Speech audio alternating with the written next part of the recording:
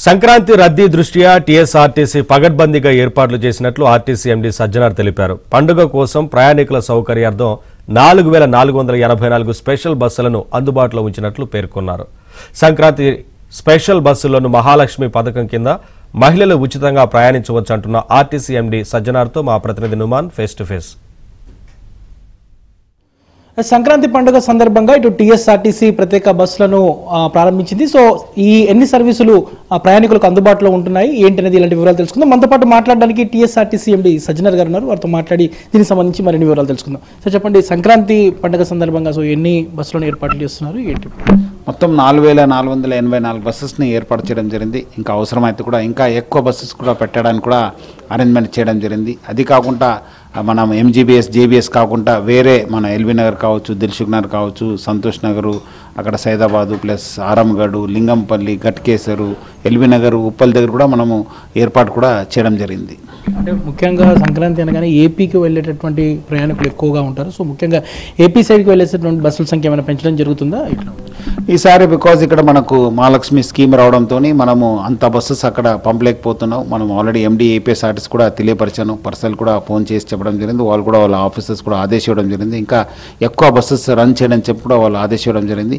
మనం కూడా maximum run చేయడానికి ప్రయత్నం చేస్తాం కానీ బట్ ఫోకస్ అంతా తెలంగాణ వైపే ఉంది మనది.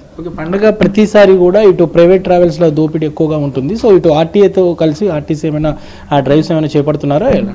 ఆల్రెడీ మనకు అంతకుముందు కూడా కోఆర్డినేషన్ మీటింగ్ పెట్టడం జరిగింది. వాళ్ళతో కూడా మనము చెప్పడం జరిగింది. ఇట్లా ప్రైవేట్ వాహనాలు ఇట్లా చేశారు. వాళ్ళు కూడా ఆల్రెడీ మన రేట్స్ కూడా ఇంటెన్సిఫై చేశారని చెప్పారు. మనకు కూడా మా వైపు నుంచి కూడా మన ఆఫీసర్స్ కూడా ఇవ్వడం జరిగింది. ఐ థింక్ వచ్చే రోజు కూడా వాళ్ళు డెఫినెట్లీ స్ట్రింజెంట్ యాక్షన్ తీసుకుంటారని చెప్పి కూడా హామీ ఇవ్వడం జరిగింది. గత ఏడాది సంక్రాంతి పండుగ సందర్భంగా ఎంతమంది ప్రయాణం చేశారు? సో ఈసారి ఎలా ఉండబోతుంది అనుకుంటారు ప్రయాణికులు?